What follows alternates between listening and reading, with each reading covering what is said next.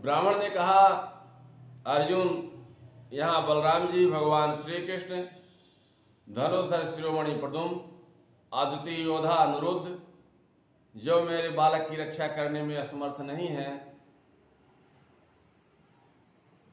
जब मेरे बालक की रक्षा करने में समर्थ हैं, इन जगदीश्वरों के लिए यह काम कठिन हो रहा है, तब तुम कैसे करना चाहोगे?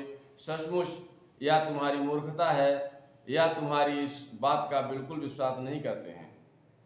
अर्जुन ने कहा, हे ब्राह्मण, मैं बलराम, श्री कृष्ण अथवा प्रद्युम्न नहीं हूँ। मैं हूँ अर्जुन, जिसका गांडीव नामक धनुष विख्यात है।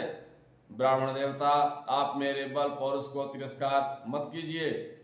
आप जानते नहीं कि मैं पराक्रम में भगवान शंकर को संतुष्ट कर चुका हूं।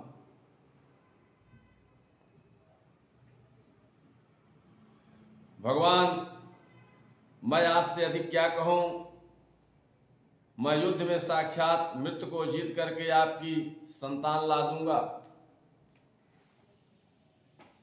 परीक्षित तब अर्जुन उस ब्राह्मण को इस प्रकार से विश्वास दिलाया, तो वह लोगों में उनके बल पौरुष का बखान करता हुआ बड़ी प्रसन्नता से अपने घर लौट आया। प्रसव का समय निकट आने पर ब्राह्मण आतुर होकर अर्जुन के पास आया और कहने लगा, इस बार तुम मेरे बच्चे की मृत्यु से बचा लो। यह सुनकर अर्जुन शुद्ध जल से आचमन किया और तथा भगवान शंकर को नमस्कार किए। फिर वो दिव्य शस्त्रों का स्मरण किए, गांडीव धनुष पर डोरी चढ़ाकर हाथ में ले लिए।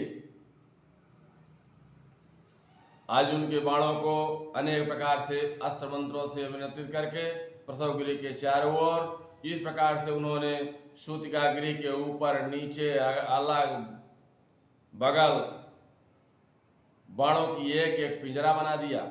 इसके बाद ब्राह्मण के गर्भ से एक शिशु पैदा होता है, जो बार बार रो रहा था, परंतु देखते देखते वह शरीर आकाश में अंतर ध्यान हो गया।